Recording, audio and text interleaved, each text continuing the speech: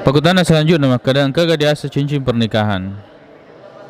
Cincin pernikahan ya perkara baru.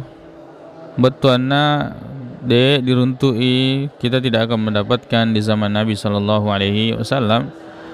Ya betul, maka ya cicing ulah wangi misalnya wedding kita jadikan sebagai mahar. Nekia narekodiaseng cicing pernikahan, maka ini tidak gaga contohnya oleh Nabi Muhammad sallallahu alaihi wasallam, ya. Syari' binena Nabi Muhammad sallallahu alaihi wasallam, berapa istri Rasulullah sallallahu alaihi wasallam itu tidak ada. Ya, dia gaga maka dijerina secara cincin Nabi Muhammad sallallahu alaihi wasallam, kadang cincin pernikahan dari Aisyah, ada cincin pernikahannya dari Khadijah, cincin pernikahannya dari ya misalnya Hafsah dan istri-istri yang lain. Dia gaga. Ya.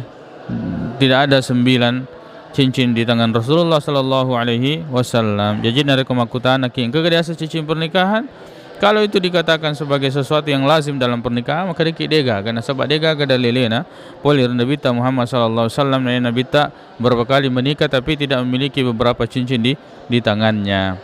Akan tetapi nareko diale ya vero sebagai mahar, maka sebagai mahar bisa berupa cincin, bisa berupa gelang, ya bisa berupa kalung dan sebagainya.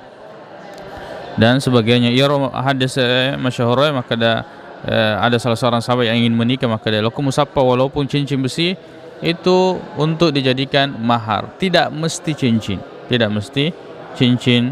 Allah taala a'la wa a'lam. Nah, sebab ada di antara paket pernikahan ini ada istilahnya saling memasangkan cincin, baiklah perempuan memasangkan kepada laki-laki memasangkan kepada perempuan.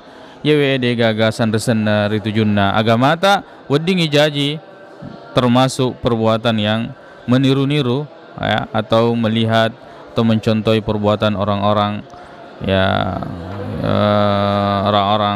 orang-orang luar. Wallahu taala a'la wa a'lam.